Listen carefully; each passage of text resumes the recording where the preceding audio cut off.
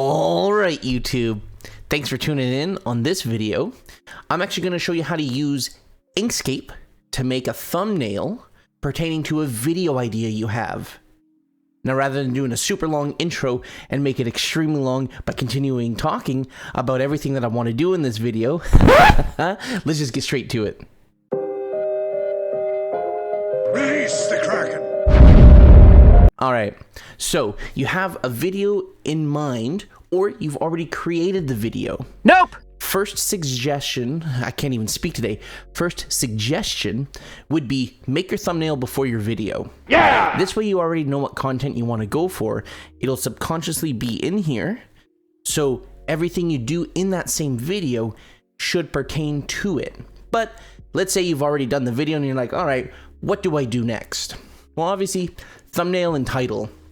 You should have those figured out first, but let's go ahead and show you how to use Inkscape to create whatever you're trying to do. So the first thing, always set the canvas size that you're working with. So we're gonna go up over here into Files, Document Properties, and I'm just gonna choose 1080p.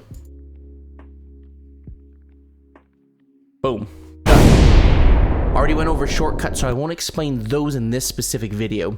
But let's see if I have another image that I could work off of. We are going to use this hideous image. Ew! Thumbnail. This isn't necessarily how to make the best thumbnail, but it's how to go about doing it. Maybe you want multiple layers and things like that to kind of spruce it up. And I'm going to show you how to do that. So my idea with this is literally the background of Inkscape. Everything that you work inside it. With my little camera cut out there from OBS. What we're going to do is I'm going to show you how to put a picture over it that's not been cropped yet. Oh. And then don't worry too much about the size. We're just going to keep it like this for now. Now, if I just place this here, it's pretty terrible. There's no depth. There's nothing going on with this. Nope. Well, there's a few things you could do. Another image I have, I literally already cut out everything itself from the background.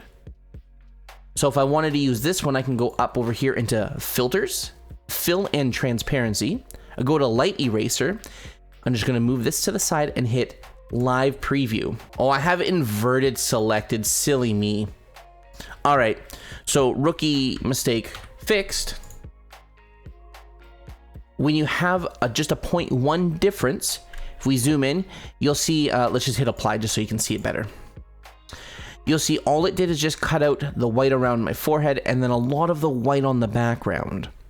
If you don't like the look you have here, you literally could go back into Light Eraser and just slowly creep this up a little bit more to remove more and more of that light. Now, I don't want to remove too much because that's a terrifying looking image right there. But it gets rid of pretty much all the white, and then I just have a lot of background color. I don't like that look. I don't mind having a little bit of white surrounding my image. So let's go with this. And this actually is a good way that I can show what to do. So obviously you don't want to have part of your image peering through behind it. To make this a little easier, let's actually do this here. We're going to just use the red and throw this image over and above it. So I obviously don't want to have red showing through. It just looks bad in certain spots. All I'm going to do is go to the draw rectangle tool and let's actually just fill in my whole face. Now, right now, this looks terrible. You lie! So first thing I'm going to do is go over to fill and stroke. I'm going to get rid of stroke size. And then for the fill, I'm actually just going to go ahead and grab the color droplet, and I'm just going to click on the whitest part of this image here. And then with this portion selected, I'm going to move it one below it. Now, it's not necessarily the perfect one, but we got a little closer. So now that it is more possible to see, I am actually going to choose the white right there. And now it looks super natural. Done. I literally would be happy with this image, minus of course the back. But I'm going to show you some tricks here. What I'm going to do now is, while I still have that layer of like underneath showing, I'm going to hold shift and click on the original picture of me. I'm going to go up to objects and go to group. This way, when I move it around, that background moves with it. Because if I didn't do that and I didn't group them and I move, it's not going to move with it. So I don't want to do that for obvious reasons. It might actually be hard now for me to select. There we go. I'm just going to reselect it and just group them up again. Now, a neat little trick you can do, because this white around the outside of me just looks kind of rough. All I'm going to do is I'm going to go to this little draw Bezier or Bezier, however you pronounce it, curves and straight lines. And I'm literally going to just draw as close to this as possible. It doesn't need to be perfect, but I'm just going to kind of outline it like so. I'm going to zoom out and just make it a little bit more rough. So right here, it kind of aligned itself to something I didn't want to do. I'm going to do Control Z, just so I can tell it to click where I want it to go. We're going to go over and then make sure we select just that line. Now, the effect that I want to go for is I kind of want to have like a white line around me. I'm going to just go to stroke style and I'm going to set a layer of 5. That might be too big. So no, we're actually going to keep it just to see what it looks like. Stroke paint, we're going to choose white. Now, normally, I'm just going to show what this looks like behind me. That looks pretty clean. That's how you kind of get that cool little effect where it looks like there's a glow around. But I'm also going to fill in the image with pure white. Now, the reason for it, when you blur this out, it kind of gives a cool glowing effect around your image. Now, if you look around my hair up here, I'm just going to zoom in. You could still see that white line from when I cut it out earlier. So all I'm going to do is I'm going to lessen the blur until you no longer see the white lines. Wow! And just like that, looks good. Now, with this selector tool, I'm going to hold shift and click on my image again, and I'm going to group these together. Now, the reason for it, if I don't do it that way, and all I do is move that blur effect, or myself, they're not going to move together. I obviously want to do both at the same time.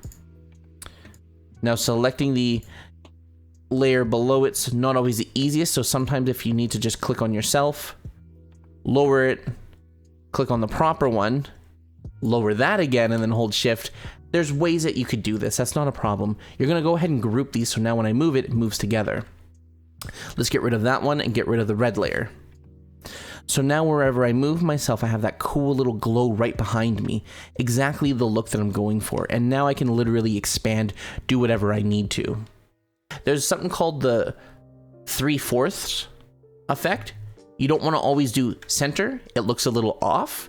It doesn't give a lot of depth to your image. By putting it to the side, you can now put more emphasis on the corner while making you look relevant. Now, because this thumbnail is going to be used for my video of making borders, we're literally just going to draw a border around my head. Doesn't need to be perfect. We are just going to roll with this.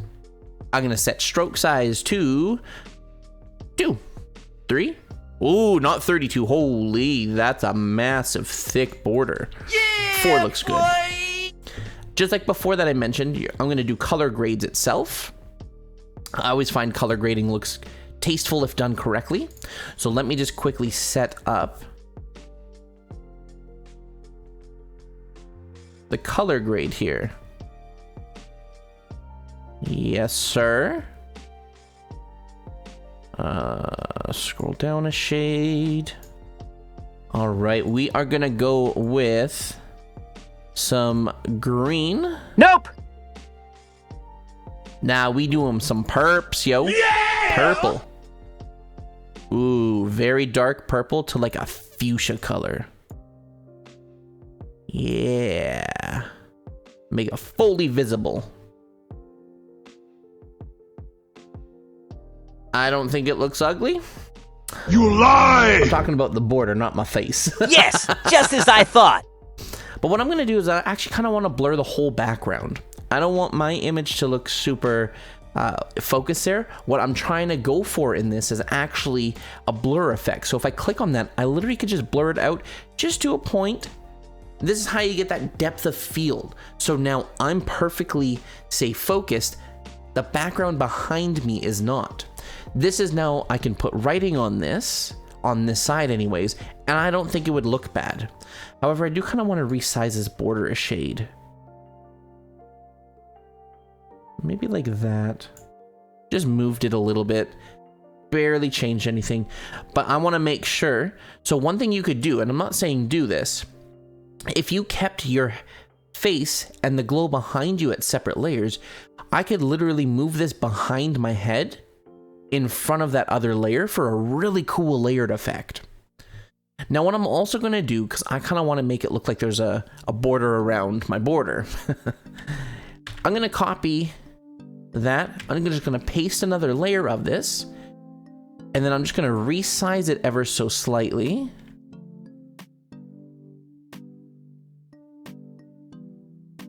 Actually, I don't have to. And the reason for it, I can literally just color it, whoops,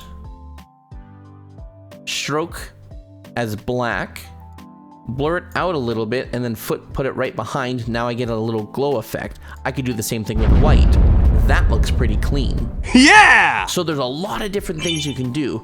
Now I'm going to show you, because I think this is very important to know how to do. Let's bring in that original picture that I had. I'm just going to move it above everything so I don't muck anything up. Now, if I wanted to cut my whole body out, I'm going to do something very similar to what we did over there. And I'm going to show you how to remove whatever you cut out from an image.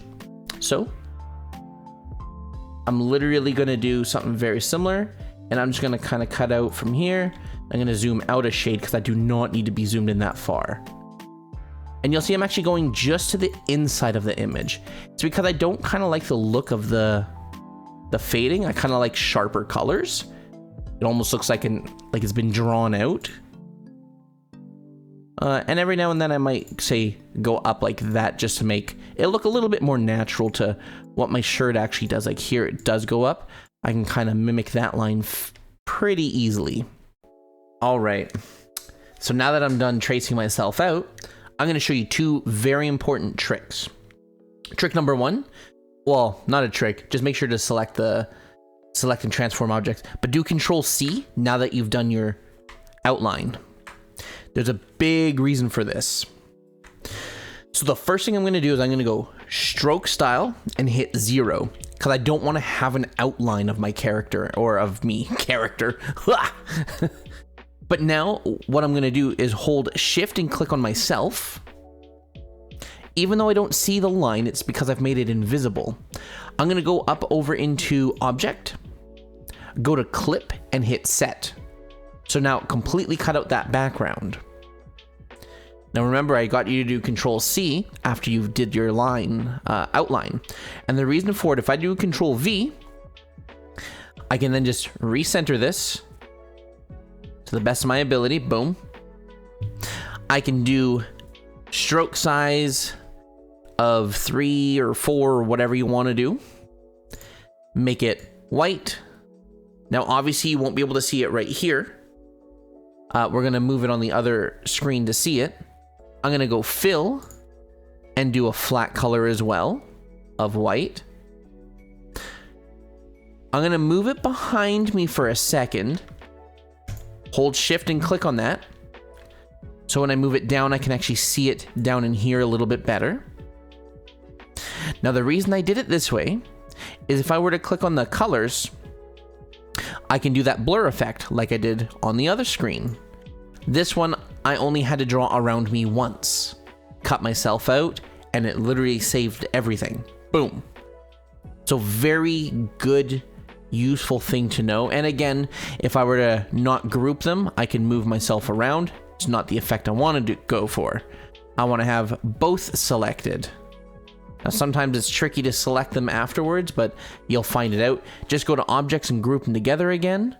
But There's a reason I'm not going to group them right now. I'm going to go ahead and take both of these layers. If I can click on the other one. One eternity later. Nah, we'll just do this one for now. If I make a copy of this and place it here, remember I haven't grouped together that blurring background and then my head. So if I move this behind, it's going to move it behind my head, but in front of the white shadow or whatever you'd want to call it, the illuminating effect. I personally don't like the look of that, so I would move it behind, but it's good to know how the layers do work out in this. That's also why I personally would be grouping those together. This way, when I move it, everything goes fine. And now I have a choice. Which image do I like more? If we look at my hair, it looks more uniform on this one. This is more wild. Doesn't mean it's better. All right, sorry, just had to do a quick little cut there. I'm just gonna keep the one that I originally did, so I'm just gonna delete that. I just wanted to show how you can do that. Now, if I really wanted to, this border here, I could blur out, but it's not gonna look as nice. I think it looks better when it's clean and crisp. But the further out you go, you can kind of see how the colors blend in and fade in. Again, I like the crisp look of this. Done deal. So nothing too crazy. If I wanted to make a portion, so maybe it kind of go behind my head. So here is in front and here is behind. I'm actually going to show you how to do that. So now I'm going to show you how to do this effect. So I want this border here to go behind me. So where is draw curves and straight line tool? So we're going to kind of start here. Draw it up to about here. That's good enough. It's going to draw almost a straight line across to about, say here. And now I'm just going to go like so. Straight down. Line up there. Now, before I do anything, I am literally, remember, always select the layers that you want to keep a copy of. So I'm going to click on me, Control C. Now, I'm just going to deselect everything, select just the one thing that I want to cut. I'm also going to go over to stroke size, go 0, and then shift click on my background of me. Because what I'm going to do is I'm going to go objects, clip, and set. It's going to delete everything, but now I can move this in front of that background, and I'm just going to copy paste my image.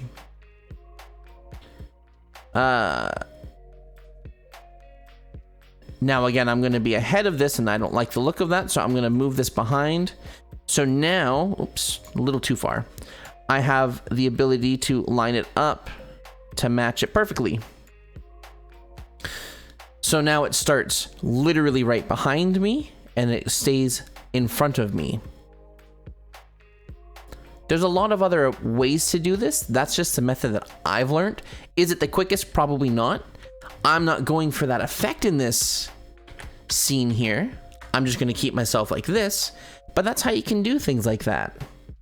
Now we're just going to put some writing on this. Since we're using Inkscape, usually I try to put in the logo of whatever it is. So I actually have one created from before, and I try to top corner it somewhere. Just gonna roll with like that. Good enough. Then I'm gonna go to the writing tools here, and we're gonna say how to make a sick border for your camera. I'm gonna just make this size 72. We're gonna pan it over a little bit, even if it goes above the writing. I'm don't have a problem with that. I could throw it below it, but we're gonna roll with something like this. Now, obviously, black on this background is gonna be hard to see. But what I always tend to do is just copy, paste the second layer, put it somewhere else and just do a different color. Now it looks like there's a shadow. If I wanna intensify it, I can literally just move it more to the side like this. And now it looks like it's really popping out. Usually when I put it on the bottom, I make it kind of look like it's popping outward like this. I think that's a little bit more tasteful. Likewise, if I want to kind of do a cool little effect behind the little Inkscape symbol here, I'm going to copy and paste this out. I'm literally going to just expand it, throw it behind, and then blur it out. So now it looks like it's just glowing kind of behind it. Just little effects you can do. With that being said, I think I've shown this before, but if I copy and paste this black layer, I'm going to just expand it out a little bit larger than the actual writing of everything here. Let me just make sure I got it there. Since I'm wearing a blue shirt, yeah, we're gonna stick with like a lighter blue for this. I'm gonna throw it below a few layers and then I'm gonna blur this out. Now the blue is kind of clashing a little bit. Nah, I like it. We're gonna roll with it. Yeah! That's kind of in a nutshell how you can go about creating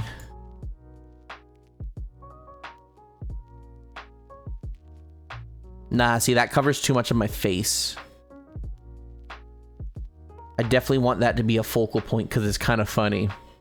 But just something like that, that's all you really got to do. Wanted to show another effect that could actually be very useful. So when I've made my writing, always having it side to side, not necessarily the worst, but I do kind of like to change it up a little bit. So if I give it just an ever so slight angle to it, now it looks a lot more interesting. Always being perfectly straight isn't going to be the best. Always centering things isn't always the best. This kind of gives a better example of what to do. Now, what I'd personally do with the background of the whole entire image is I'm probably going to expand it out a little bit more because I am going for that blur effect. It might peek through because it fades away on the outside. This isn't the most in-depth tour of how to make a thumbnail, but this kind of just shows how you can do it. This thumbnail itself probably only took me, realistically, 22 minutes or less. I had a few interruptions and I was explaining things. I'm not the most comfortable when it comes to Inkscape. As you see, my color choices aren't always the best, but I kind of wanted to show just how to go about doing so. You don't always just want to copy it. You want to try different things and see what you like. There might be a certain style that you really fall in love with. Just try it out, see what you come up with. But that's it for this video. Thank you so much for watching this far. I hope that you watch the next one. You like, comment, subscribe if you do. If not, let me know. I know it sounds funny. I don't like the content, so I'm going to comment. It's only going to help me. And if you really don't like it, I mean, you don't have to watch my videos. It's just that simple. But as usual, everyone, take care.